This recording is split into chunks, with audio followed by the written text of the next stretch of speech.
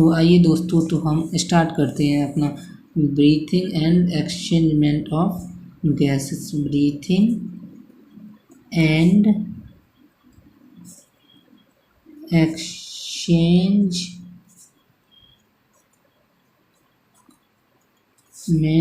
Of gases.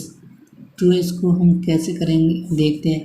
तो सबसे पहले breathing and exchangement of gases. Breathing, तो किसी भी चैप्टर को पढ़ने से पहले हमें ये पता होना चाहिए कि उसको पढ़ना क्यों है, उसकी ज़रूरत क्या है। तो ब्रीथिंग की ज़रूरत क्या है हमारे शरीर में, आखिर हम क्यों सांस लेते हैं, क्यों हम ब्रीथ करते हैं, इसकी कुछ ना कुछ तो ज़रूरत होती होगी। तो क्या होता है ना कि हम जो फूड खाते हैं, भोजन खाते हैं, उसमें अनेक प्रकार के पोषक तत्व न्यूट्रिएंट्स होते हैं, जैसे कि कार्बोहाइड्रेट हो गया, फैट हो गया, प्रोटीन हो गया। तो क्या होता है, हमारी बॉडी को हर समय पर सेकंड एनर्जी की ज़रूरत होती रहती है। तो क्या होता है कि जब हम खाना खाते हैं तो कार्बोहाइड्रेट, फैट, प्रोटीन जो होता है हमारी बॉडी ब्लड के द्वारा हमारी बॉडी के हर सेल तक ट्रांसपोर्ट होके उसमें स्टोर हो जाता है। तो इसमें से एनर्जी निकालने के लिए हमें O2 की ज़रूरत होती है। जब कार्बोहाइड्रेट जैसे कि ग्लूकोज ले लें, ग्लूकोज C6H12O6, जस्ट इससे ऑक्सीजन रिएक्ट करती है तो ये क्या बनाता है 6CO2 + 6H2O और बहुत सारी ATP बनाता है। तो इस ATP की ज़रूरत के लिए हमें ऑक्सीजन की ज़रूरत होगी, तभी हमारा जो ग्लूकोज होगा उसका ऑक्सीडेशन होगा और ATP बनेगी।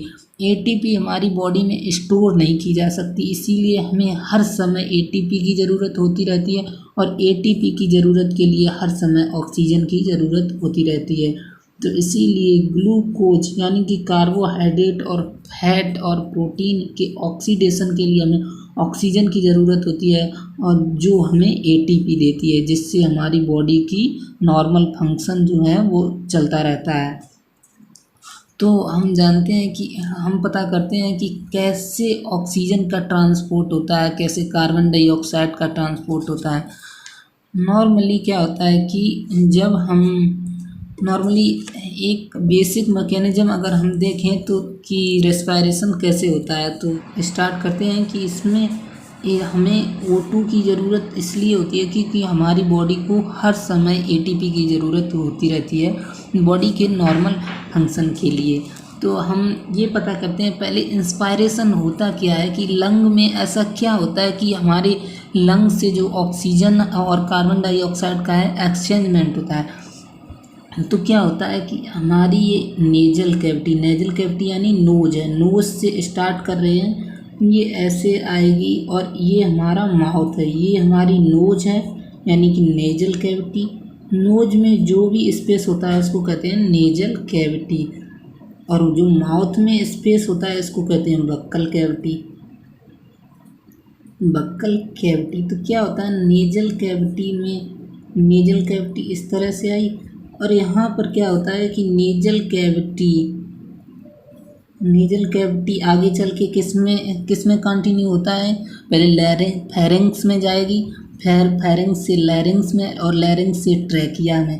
तो जो लैरिंग्स होता है ना हमारा, वो इस ऐसे आगे की तरफ होता है, लैरिंग्स होता है, फिर ट्रैकिया होती है, और जो खाना वाली नली होती है, फूड वाली जो फूड पाइप होता है, ये पीछे होता है ईसोफेगस। जो हमारी बॉडी में आगे की साइड कौन होता है, जो विंड पाइप होती है, विंड पाइप यानी कि ट्रैकिया। यहाँ पे लैरिंग्स होता है, लैरिंग्स को हम कहते हैं स्वर यंत्र, जिससे हम साउंड प्रोड्यूस करते हैं, और लैरिंग्स से नीचे हमारा कंटिन्यू होती है ट्रैकिया। ये होती है ट्रैकिया यानी कि श्वास नली, और इसके पीछे होता है हमारा ईसोफेगस।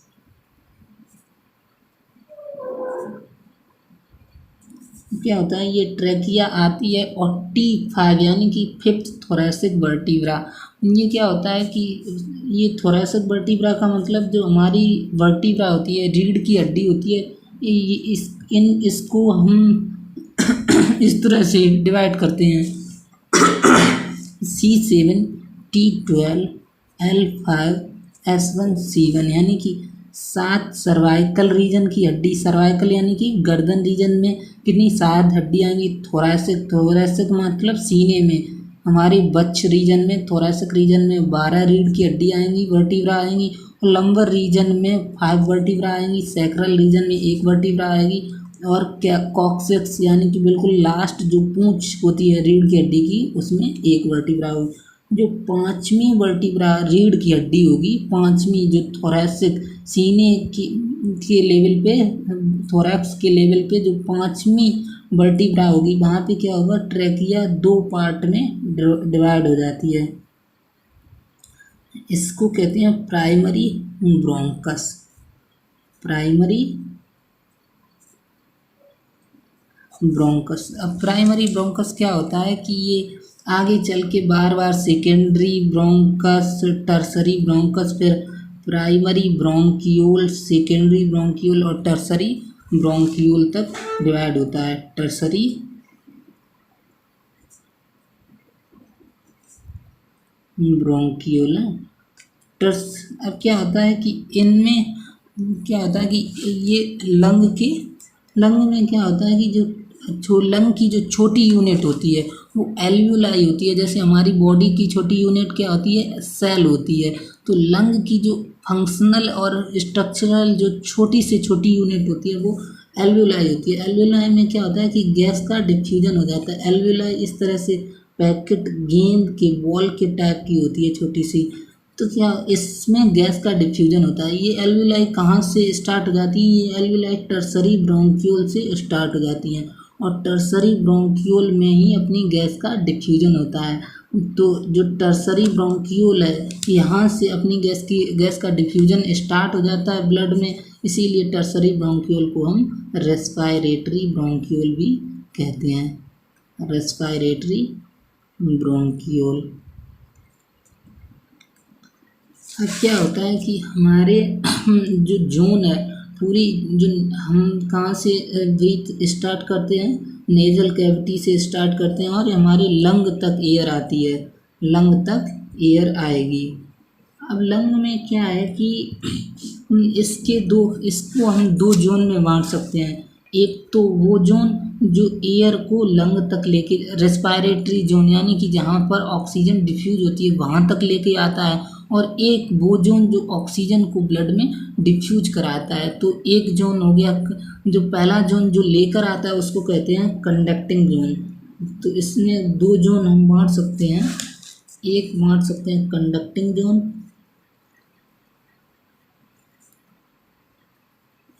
और दूसरा हम बांट सकते हैं रेस्पायरेटरी जोन।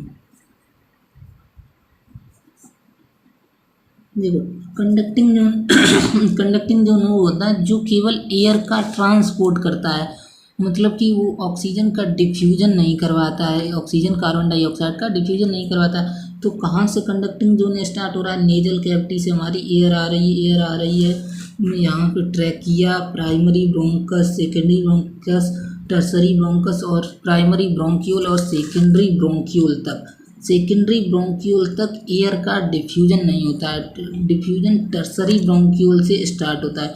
तो सेकेंडरी ब्रोंकियोल तक जो जोन होगा उसको कहेंगे हम कंडक्टिंग जोन, यानी कि नेजल कैविटी से जो सेकेंडरी ब्रोंकियोल सेकेंडरी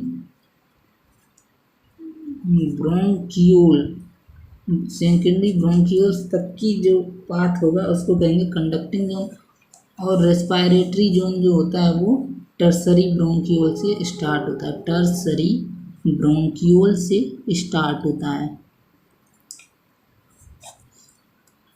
अब क्या होता है कि अब हम देखते हैं कि मतलब डिफ्यूजन एयर का मतलब ब्लड में कैसे होता है। तो हम कोई एक यूनिट लेते हैं, एल्वियोलाई एक यूनिट लेते हैं लंग की। तो हम देखते हैं जैसे हमारा ये एक एल्वियोलाई है, हमारा लंग के चारों ओर 2 लेयर होती हैं। एक जो लंग से अटैच होती है उसको कहते हैं विसरल लेयर, और जो लंग से थोड़ी दूर पे होती है उसको कहते हैं पैराइटल लेयर। तो एक एल्वियोलाई के चारों ओर हमारी एक ये वाली लेयर हो गई जो एल्वियोलाई से बिल्कुल अटैच है, एल्वियोलाई के पास है, उसको कहेंगे विसरल लेयर। अब जो हमारी थोरैसिक वॉल है, यानी कि जो हमारी सीना है, थोरैक्स है, थोरैक्स ये है हमारा थोरैक्स। अब उससे अटैच जो लेयर है उसको कहेंगे हम पैराइटल लेयर। ये पैराइटल हो गई, ये विसरल लेयर हो गई, ये हमारी हो गई विसरल लेयर, ये हमारी पैराइटल लेयर। तो हमारा लंग होता है दो लेयर से कवर होता है, विसरल लेयर और पैराइटल लेयर। विसरल लेयर और पैराइटल लेयर का जो के बीच जो स्पेस होता है उसमें क्या होता है, प्लूरल फ्लूइड भरा होता है, प्लूरल फ्लूइड भरा होता है। इस तरह से प्लूरल फ्लूइड भरा होता है, प्लूरल फ्लूइड भरा होता है। और जो स्पेस होता है विसरल लेयर और पैराइटल लेयर, यानी दो लेयर के बीच जो स्पेस है इसको कहते हैं intra plural space, intra plural space. जो इंट्रा प्लूरल स्पेस में क्या होता है, प्लूरल फ्लूइड भरा होता है। प्लूरल फ्लूइड नॉर्मली कितना होता है, 10 to 20 ml होता है। जो प्लूरल फ्लूइड होता है इसका नॉर्मल वैल्यू होता है 10 to 20 ml। प्लूरल फ्लूइड का इसका काम क्या होता है, ये लंग को बाहरी जो धक्के होते हैं, कोई हर्ट होता है, उससे ये लंग को सेफ्टी प्रोवाइड करता है। अब इसमें देखते हैं कि क्या होता है। ये हमारा हो गया एक एल्वेलाई, ये हमारी हो गई विसरल लेयर, और ये हो गई हमारी parietal layer. Visceral parietal layer क्या होती है, थोरैसिक, थोरैसिक वॉल से अटैच होती है, थोरैसिक वॉल से अटैच होती है। और ये जो हमारा एल्वेलाई है इससे कौन अटैच होती है, विसरल लेयर अटैच होती है, स्प्रिंग टाइप में अटैच होती है। अब क्या होता है कि हम छोटे से पढ़ते आते हैं कि हमारा जो लंग है वो कोलैप्स नहीं करता है, lung do not collapse, lungs do not collapse. सीधा सीधा रट लेते हैं इसका हम, ड्यू टू नेगेटिव इंट्राथोरैसिक प्रेशर। आपको पता है कि ये होता क्या है, ये आप लोग क्या करते हैं कि सीधा रट लेते हैं, लंग्स डू नॉट कोलैप्स, सीधा उसका उत्तर ड्यू टू नेगेटिव इंट्राथोरैसिक प्रेशर। लेकिन इसके बारे में आपको कुछ पता नहीं है, अगर पता है तो अच्छी बात है। तो ये क्या होता है बताते हैं हम आपको। क्या होता है कि हमारे जो एटमॉस्फेयर है उसका जो प्रेशर होता है वो होता है 760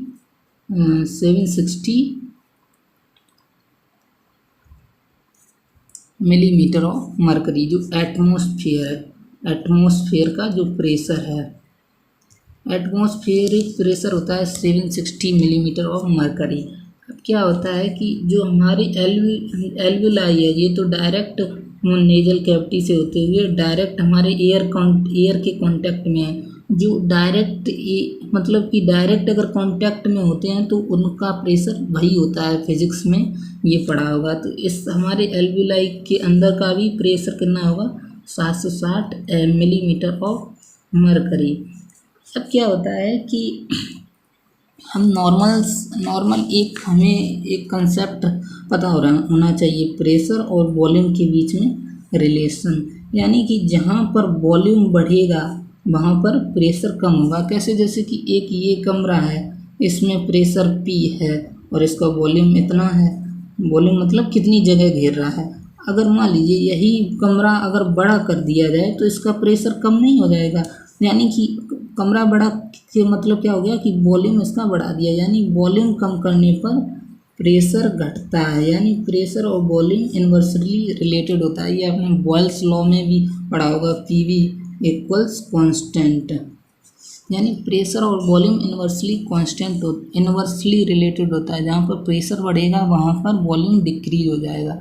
तो इसमें क्या होता है कि जो हमारी ये विसरल लेयर है और पैराइटल लेयर है, ये क्या होता है आपस में दूर दूर होती है, जिसके कारण इसमें नेगेटिव प्रेशर यानी कि इससे 2.5 mmHg प्रेशर कम होता है। यानी कि अगर इसका प्रेशर 760 है तो इसका प्रेशर 757.5 mmHg होता है।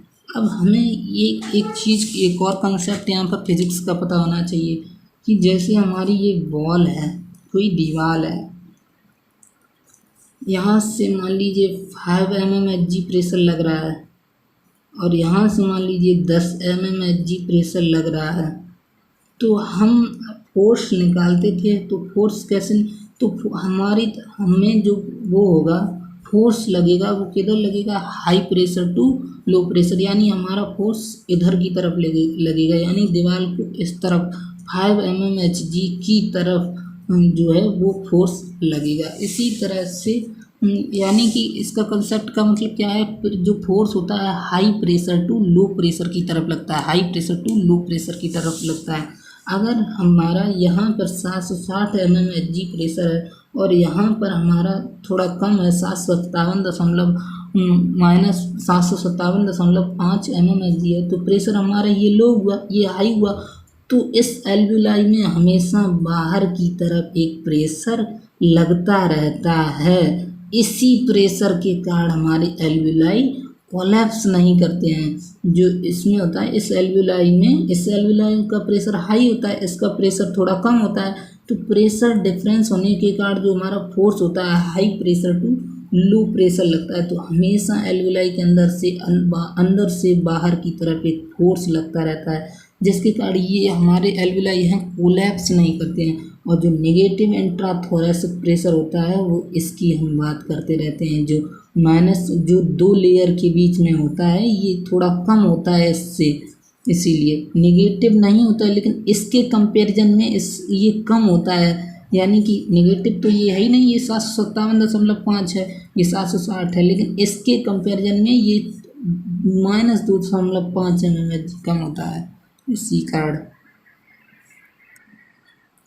इसी कारण से हमारे जो लंग के एल्वियोलाई हैं कोलैप्स नहीं करते हैं। तो अब समझ में आया, lung do not collapse due to negative and intrathoracic pressure. अब ठीक, अब ये हो गया। तो अब हम बात करेंगे रेस्पायरेशन। यहाँ से हमारी जो ऑक्सीजन है और CO2 है, उसका एक्सचेंजमेंट एल्वियोलाई से कैसे होता है। तो इसके लिए हम देखते हैं। तो क्या होता है कि हम दोबारा एल्वियोलाई का फिगर ड्रॉ करते हैं।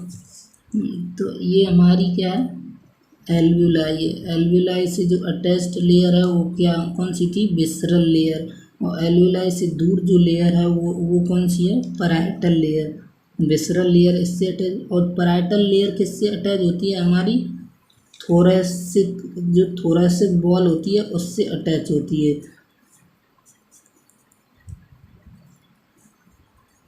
ये हमारी क्या हो गई, पैराइटल लेयर हो गई। ये किससे अटैच है, थोरैसिक वॉल से अटैच है, थोरैसिक वॉल से अटैच है। और जो विसरल लेयर है वो एल्वियोलाई की मेम्ब्रेन से अटैच होती है। अब क्या होता है कि यहाँ पे जो प्रेशर, अगर यहाँ पे 760 mmHg होता है, तो यहाँ पर यानी 2.5 मिलीमीटर ऑफ मरकरी कम होता है, यानी कि 757.5 मिलीमीटर ऑफ मरकरी होता है यहाँ पे। अब क्या होता है कि जब हम क्या होता है कि हमारी जो थोरैसिक वॉल में रिब्स में मसल होती हैं, हमने इंस्पायरेटरी मसल हम पढ़ते हैं। इंस्पायरेटरी मसल हमारी कौन कौन सी होती हैं, इंस्पायरेटरी मसल होती तो बहुत सारी हैं, लेकिन मेनली जो होती हैं वो 2 होती हैं। एक तो होती है एक एक्सटर्नल इंटरकोस्टल मसल, और दूसरी होती है हमारी डायाफ्राम। डायाफ्राम का दूसरा नाम होता है अपने फ्रेनिक मसल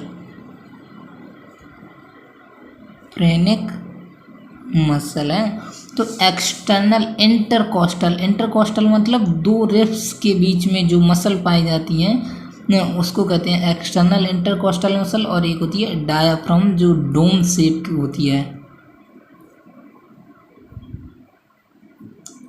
तो हम एक मसल से देख लेते हैं कि इंस्पायरेशन कैसे मसल करवाती है, यानी कि इंस्पायरेशन प्रोसेस कैसे इनिशिएट करती है एक्सटर्नल इंटरकॉस्टल। तो ये थोरैसिक वॉल है।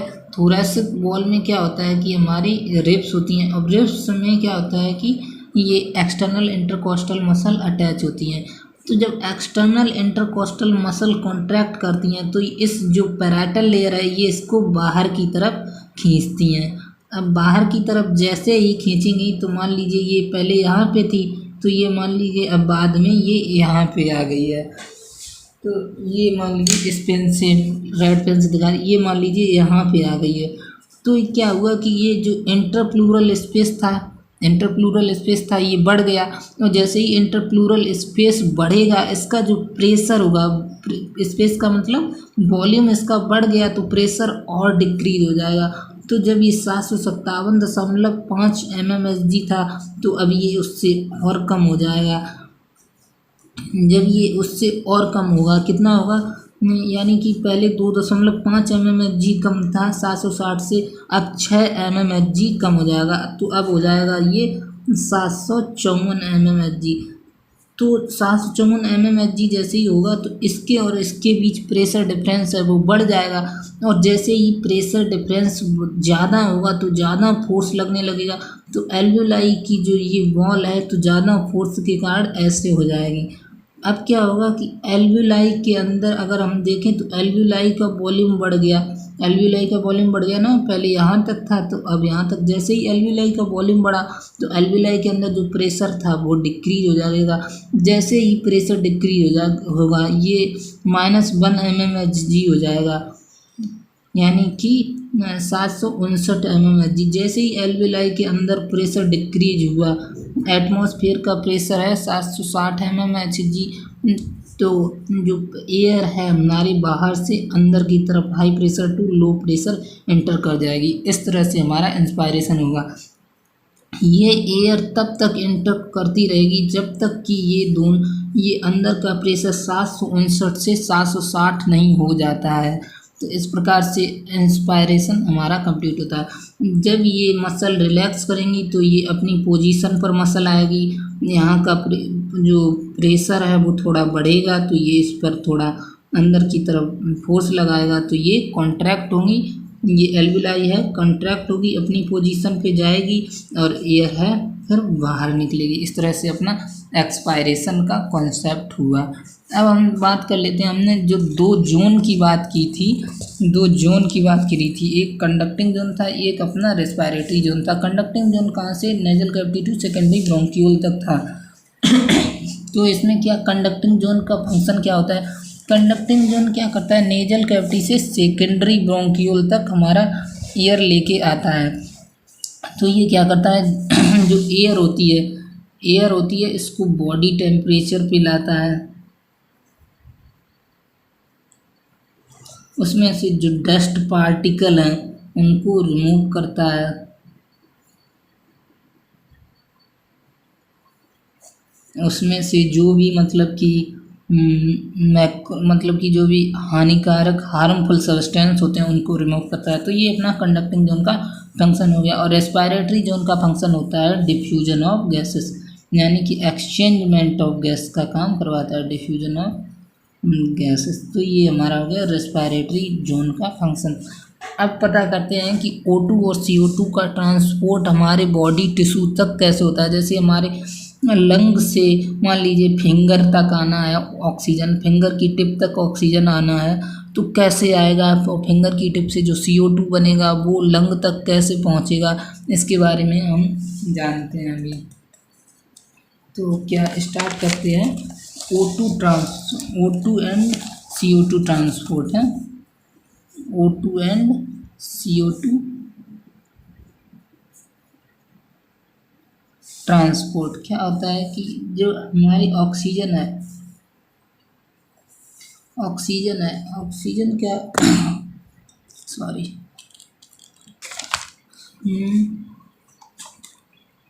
ऑक्सीजन जो 97% ऑक्सीजन है ये हीमोग्लोबिन से बाइंड होके ऑक्सी हीमोग्लोबिन के रूप में ट्रांसपोर्ट होती है। ऑक्सी हीमोग्लोबिन के रूप में ट्रांसपोर्ट होती है। और 3% जो ऑक्सीजन है ये प्लाज्मा में घुलकर प्लाज्मा में डिजॉल्व फॉर्म में ट्रांसपोर्ट होती है।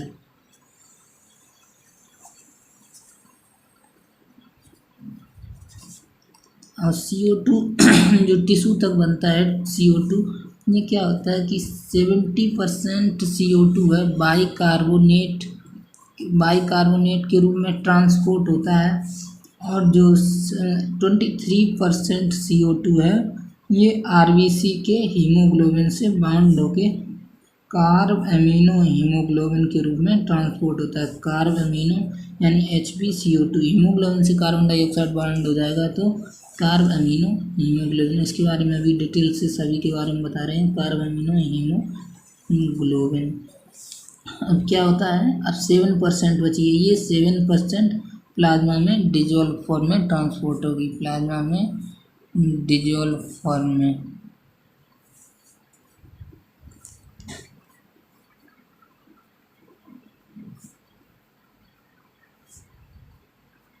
अब क्या होता है, हम टिश्यू के पास पहले आते हैं, क्या करेंगे, बोहर्स इफेक्ट जानेंगे।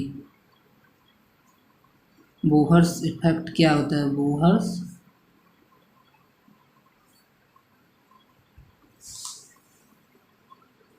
इफेक्ट क्या होता है मान लीजिए टिश्यू के पास क्या हुआ कि RBC है, हमारी एक RBC है, हमारे ब्लड में RBC की नॉर्मल वैल्यू कितनी होती है, 45 to 50 लाख पर millimetre cube in female and 50 to 55 lakh पर मिलीमीटर क्यूब मेल। तो RBC है। RBC में क्या होता है कि क्या होता है, जो ये मान लीजिए हमारा टिश्यू है, तो टिश्यू के पास हीमोग्लोबिन से बाइंडेड ऑक्सीजन आई होगी, तो यहाँ पे क्या हुआ, टिश्यू से ऑक्सीजन जनरेट होती है, मतलब कार्बन डाइऑक्साइड जनरेट होती है। कैसे जनरेट होती है, पहले बताया था, जैसे ग्लूकोज का जैसे ही ऑक्सीडेशन होता है तो क्या होता है, 6H2O + 6CO2 + ATP निकलती हैं। तो ये CO2 टिश्यू के पास CO2 की जो वैल्यू होती है वो हाई होती है, तो ये CO2 जाएगा तो क्या करेगा, ये CO2 इस पर एक्ट करेगा और हीमोग्लोबिन इससे ऑक्सीजन से अलग होके CO2 से बाइंड हो जाएगा। अब क्या होगा कि CO2 इसमें जो RBC के अंदर वाटर होगा उससे रिएक्ट करेगा, तो क्या बनेगा, H2O + CO2 क्या बनाएगा, H2CO3। ये जो रिएक्शन होती है कार्बोनिक एनहाइड्रेज एंजाइम की उपस्थिति में होती है, कार्बोनिक एनहाइड्रेज।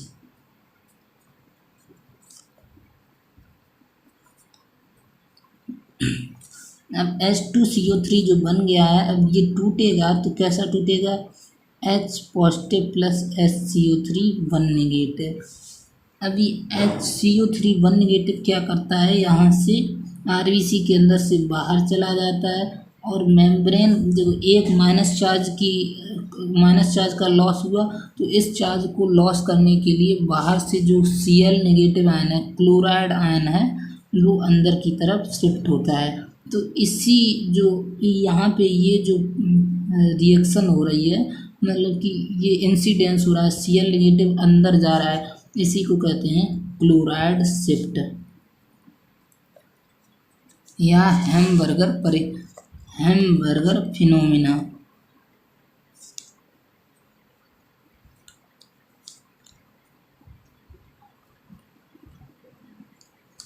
क्लोराइड इसके अंदर जा रहा है, तो यही। और जो H पॉजिटिव बढ़ेगा, ये RBC के अंदर एसिडिटी बढ़ाएगा, तो हीमोग्लोबिन इसके लिए क्या करता है, बफर का काम करता है, ये H पॉजिटिव से रिएक्ट करके HH भी बना लेता है। अब क्या होता है, इसमें Cl नेगेटिव एक्स्ट्रा बढ़ गया, और Cl नेगेटिव क्या होता है कि ऑस्मोटिकली एक्टिव होता है। Cl नेगेटिव क्या होता है, ऑस्मोटिकली एक्टिव। जो ऑस्मोटिकली एक्टिव सब्सटेंस होते हैं वो ऑस्मोटिकली एक्टिव वो क्या करते हैं कि वाटर खींचते हैं, तो ये वाटर को अंदर की तरफ खींचेगा। तो क्या होगा कि इधर से तो हार्ट से ब्लड आया था, टिश्यू के पास आया था, तो वो किससे आया होगा, आर्टरी से आया होगा। अब टिश्यू से जाएगा हार्ट की तरफ, टिश्यू से जाएगा हार्ट की तरफ, वो किससे जाएगा, वेन से जाएगा। तो जब ये और क्लोराइड शिफ्ट कहाँ पे हो रहा है, टिश्यू के पास हो रहा है, तो ये क्लोराइड शिफ्ट में क्लोराइड अंदर खींचेगा, और ये क्लोराइड ऑस्मोटिकली एक्टिव है, तो ये अपने अंदर आरबीसी के अंदर वाटर और खींच लेगा, और जैसे ही वाटर खींचेगा तो आरबीसी का साइज बढ़ जाएगा। इसीलिए जो वेनस ब्लड की आरबीसी होती है उसका साइज बड़ा होता है। तो वेनस ब्लड आरबीसी का साइज बड़ा होता है, वेनस ब्लड आरबीसी का साइज बड़ा होता है। आर्टीरियल ब्लड जो हार्ट से निकलती हैं, ब्लड वेसल निकलती हैं टिश्यू के लिए, उसको आर्टरी कहते हैं, और जो हार्ट के लिए जाती हैं टिश्यू से उसको कहते हैं अपने लोग वेन कहते हैं। तो ये जो ऑक्सीजन डिसोसिएशन फिनोमिना होता है और कार्बन डाइऑक्साइड अटैचमेंट फिनोमिना होता है, इसको ही हम कहते हैं बोहर्स इफेक्ट। तो इसमें क्या होता है बोहर्स इफेक्ट में कि जब H2CO3 टूटता है तो H पॉजिटिव HCO3 नेगेटिव बनता है। ये H पॉजिटिव क्या करता है कि एसिडिक मीडियम बढ़ाता है, और एसिडिक मीडियम में जो हीमोग्लोबिन से जो ऑक्सीजन का बॉन्ड है वो कमज़ोर होने लगता है और टूट जाता है। जैसे ही टूटता है तो CO2 इससे बाइंड कर लेता है। तो एक मेन फैक्टर है एसिडिक मीडियम में हीमोग्लोबिन और ऑक्सीजन का बॉन्ड की स्ट्रेंथ कम हो जाती है। In acidic medium haemoglobin oxygen ये जो बॉन्ड है स्ट्रेंथ डिक्रीजेज। ये अपना हो गया बोहर्स इफेक्ट। तो बोहर्स इफेक्ट में क्या क्या कंडीशन होती हैं कि यहाँ पे एसिडिक मीडियम इंक्रीज होगा, H पॉजिटिव की वैल्यू इंक्रीज होगी तो अपना pH घटेगा, यहाँ पे pH कम हो जाता है। और टेम्परेचर कैसा हो जाता है, हाई टेम्परेचर पे वो ऑक्सीजन डिसोसिएशन ज़्यादा होता है। ये दो मेन फैक्टर हैं अपने इसके लिए, बोहर्स इफेक्ट के लिए। अब आते हैं अपने लोग हेल्डन इफेक्ट की। हेल्डन इफेक्ट में और बोहर्स इफेक्ट में क्या हुआ कि हीमोग्लोबिन से ऑक्सीजन का डिटैचमेंट हुआ। हेल्डन इफेक्ट में क्या होगा, हीमोग्लोबिन से ऑक्सीजन का अटैचमेंट होगा। तो हीमोग्लोबिन से अब ये क्या होता है, जो ये जाएगा हमारे लंग के पास तो CO2 लंग में चली जाएगी और O2 लंग से आरबीसी में अंदर आएगी। तो ये क्या होगी, जो मतलब गया है वहाँ से ये रिएक्शन रिवर्स होगी। यहाँ पर हीमोग्लोबिन से CO2 अटैच हो रहा था, वहाँ डिटैच होगा। तो क्या होगा कि हीमोग्लोबिन CO2 है, यहाँ पे ऑक्सीजन टिश्यू ये लंग के पास है, लंग एल्वेलाई के पास है, तो यहाँ पर ऑक्सीजन इस पर रिएक्ट करेगी तो ऑक्सीजन बाइंड कर जाएगी और CO2 अलग हो जाएगी, ये बाहर लंग में चली जाएगी CO2। जो HCO3 नेगेटिव ये बाहर गया था, ये सोडियम से रिएक्ट करता है यहाँ पे और NaHCO3 बना लेता है, NaH सोडियम बाइकार्बोनेट। अब ये HCO3 नेगेटिव क्या करता है, ये एंटर करता है अंदर की तरफ है, ये वाटर से रिएक्ट करेगा, वो H पॉजिटिव से रिएक्ट करेगा। क्या होता है कि जो हीमोग्लोबिन से ये अटैच होता है, जो जब ऑक्सीजन की कंसंट्रेशन हाई होती है तो ये यहाँ से डिटैच हो जाता है और यही बन जाता है। और यहाँ HCO3 नेगेटिव से यही H पॉजिटिव रिएक्ट करके H2CO3 बना देता है और H2CO3 टूट कर H2O प्लस CO2 बना देती है।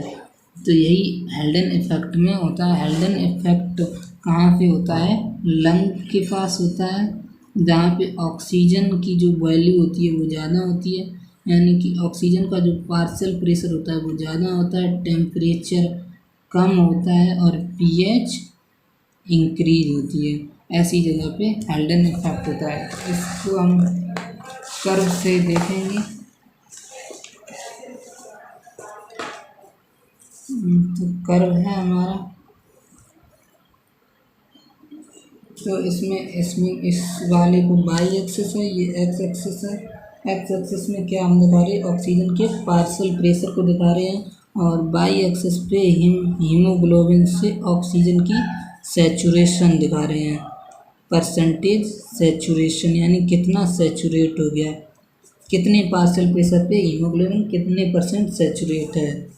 ये मान लीजिए 20 है, 40 है, 50 है, 70 है। तो P50 क्या होता है? P50 होता है कि ऑक्सीजन का वह पार्शियल प्रेशर जहाँ पर जो हीमोग्लोबिन से ऑक्सीजन है 50% सेचुरेट हो गई है, यानी कि अगर 100 मॉलिक्यूल हीमोग्लोबिन के हों तो 50 मॉलिक्यूल ऑक्सीजन से अटैच हो चुके हों, उसको कहते हैं कि 50% सेचुरेशन हो गई। 50% मतलब आधे मॉलिक्यूल, अगर 10 मॉलिक्यूल हीमोग्लोबिन के हैं तो 5 मॉलिक्यूल ऑक्सीजन से अटैच हो चुके हैं। तो वो कौन सा प्रेशर होना चाहिए जिस पर मतलब कि 50% सेचुरेशन हो, तो उसको हम P50 कहते हैं। तो नॉर्मल अगर हम देखें तो ऐसा है। तो बोहर्स इफेक्ट में क्या होता है कि ये कर्व होता है हमारा राइट शिफ्ट होता है, और हेल्डन इफेक्ट में क्या होता है, लेफ्ट शिफ्ट होता है हमारा कर्व। तो P50 यानी 50% सेचुरेशन हमारी यहाँ पे होगी। तो वो हेल्डन इफेक्ट में जो ऑक्सीजन का पार्शियल प्रेशर तो इस पर दिखाएगा, इतना पार्शियल प्रेशर होगा, और बोहर्स इफेक्ट में यहाँ पे पार्शियल प्रेशर होगा, यानी कि बोहर्स इफेक्ट में P50 होगा, वो ज़्यादा आएगा हेल्डन इफेक्ट के